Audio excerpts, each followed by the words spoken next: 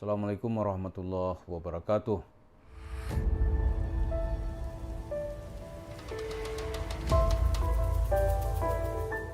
Para pemirsa, kalau kita amati Yusuf Mansur terus-menerus dan tindakan-tindakan yang dia lakukan, kesimpulan kita tetap seperti yang sudah-sudah. Dia itu pertama terus berhalusinasi, yang kedua dia terus berbohong. Di halunya itu nggak sembuh-sembuh. Coba ya, cerita dia telah memberangkatkan 5 pesawat orang umrah. Ya masa sampai sekarang pesawatnya nggak mendarat-darat? Itu mendarat pesawatnya di mana gitu? Di Jeddah kah? Di Madinah kah? Kan itu aja cuma pesawat kalau orang mau umrah. Udah berapa lama? Ini seperti cerita aja ini kayak cerita Harry Potter gitu. Atau seperti negara Arab yang sekarang ini terus berbohong ketika Hamas berperang dengan Israel. Kami gitu ya, sebuah negara itu, Yaman lah negerinya itu, telah mengirim 10.000 pasukan untuk berperang melawan Israel gitu. Udah 2 bulan gak nyampe itu, ditanya mana pasukannya. Udah sedang di jalan, dia jalan kaki gitu. Jarak 5.000 kilo jalan kaki. Itu contohnya gitu. Dia gak nyampe-nyampe. Gak nyampe-nyampe sampai sekarang. Nah Yusuf Mansur pesawat juga gak nyampe-nyampe. Kemudian dia berhalu lagi. Kita sedang buka pesantren di Washington DC gitu. Ini kan sinting kita bilangnya. Kenapa sinting gitu? Gak ada yang tahu orang Indonesia di situ. Boleh Amerika juga gak tahu. Saya kan ada teman itu, dulu dia ya di kedutaan Amerika di sini gitu. Setelah pensiun, dia sekarang sering traveling. Jadi dia tahu banyak perkembangan. Namanya nggak usah disebutin, nggak enak.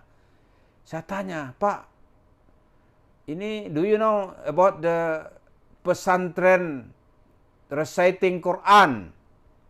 The owner Yusuf Mansur. Katanya, where is that? Saya bilang, he say in Washington DC. Dia ketawa ngakak. Di mana? Where is place in Washington DC? My house in Washington DC gitunya. Rumah saya di Washington. Dia di mana? Saya nggak tahu. Ini contohnya. So masuk berhalu-halu. Kemudian dia selalu berbohong gitu. Jadi berhalu-halu cerita yang nggak masuk akal. Kemudian dia bercerita bohong-bohong gitu. Bohong inilah yang dia jual kemana-mana. Katanya jumpa Nabi itu bohong aja, contoh ya. Ini bukti kebohongannya yang nyata ini. Katanya Nabi datang ke kamar tidurnya. Nabi ikut di belakang mobilnya. Terus ketika dia berdua dengan si Ana itu Nabi ada gitu. Terus kalau Nabi ada, Nabi biarin. Itu menghina Islam, itu menghina Nabi Muhammad itu. Itu kita bilang nih bohongnya tingkat dewa. Dia halunya juga tingkat dewa, bohongnya tingkat dewa. Terus sekarang mau kampanye ini. Terus dia meyakinkan konstituennya dengan apa? Supaya memilih dirinya caleg nomor berapa gitu dari Partai Perindo. Itu caranya gimana? Ya pasti dengan kebohongan. Jadi modal utamanya itu ya berbohong. Cobanya. Masa Islam, kita mengajarkan Islam, mengajarkan kebenaran, tapi modal utama bohong. Coba bayangkan itu. Islam kayak apa yang mau ditawarkan itu? Ya, Islam kayak apa? Janji-janji komunis saja yang ditopang oleh berbagai peralatan militer di banyak negara gitu. Karena dia bohong, begitu dipraktekkan nggak pernah bisa gitu.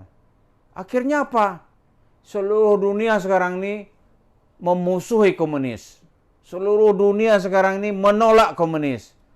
Bahkan di Cina sendiri. Cina itu bajunya masih berbaju komunis, tapi jiwa dan hatinya itu sudah berhati kapitalis.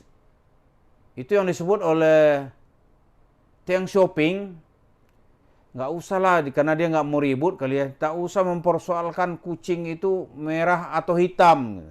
Yang penting kucing itu bisa menangkap tikus. Udah selesai perdebatan. Di tujuan kucing bisa nangkap tikus. Jadi kita nggak usah bicara lah kita nih komunis atau kapitalis. Yang penting rakyat Cina itu makmur. Dibuka kebijakan ekonomi bebas sama Deng Xiaoping gitu. Karena dia nggak mau terjebak di dalam politik yang dikenal di era Mao Zedong itu, apa yang dikenal dengan revolusi kebudayaan. Dia nggak mau lagi gitu.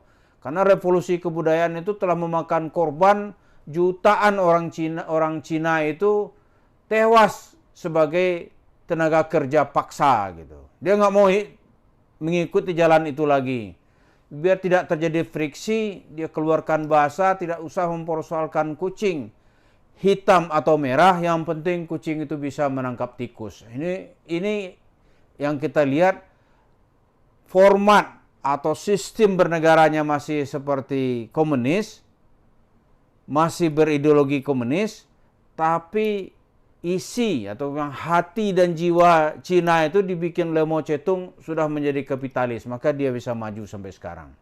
Nah, Yusuf Mansur menawarkan Islam, bungkusnya tuh bohong gitu. Itu Islam apa? Kalau kita buka isi bukunya itu, isinya tuh nggak ada isinya, hanya menyentuh sedikit psikologi orang gitu. Tapi sedikit orang mulai berpikir, mulai nampak nggak benarnya. Nah, coba kalau nggak percaya omongan saya ini, coba nanti ikuti atau laporkan nanti kalau dia berkampanye, apa yang mau dia ceritakan? Pasti bohong gitu. Jadi menjual kebohongan. Katanya dia orang Betawi, yang kan dia bohongi nanti orang Betawi.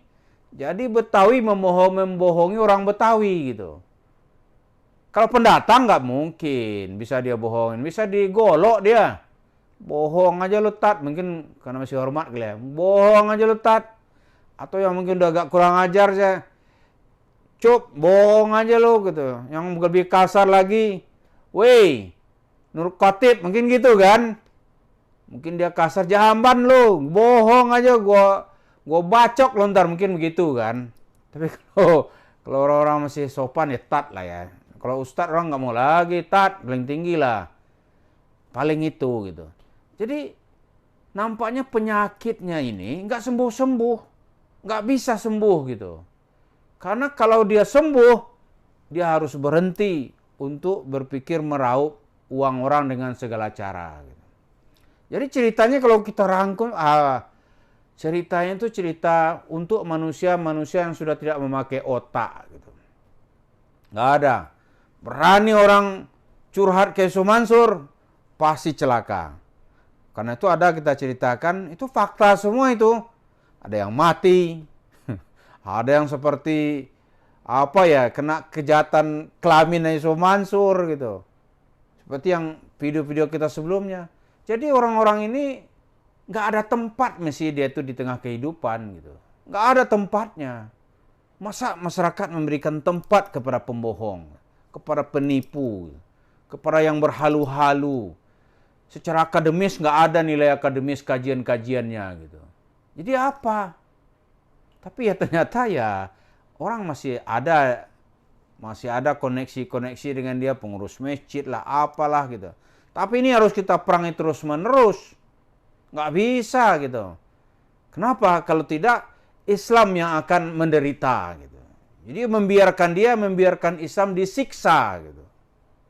Mudah-mudahan ya kita semua ini jangan sampai menjadi objek penderitaannya dan jangan pula sampai tersiksa oleh manuver-manuver orang yang bernama Yusuf Mansur. Terima kasih. Assalamualaikum warahmatullahi wabarakatuh.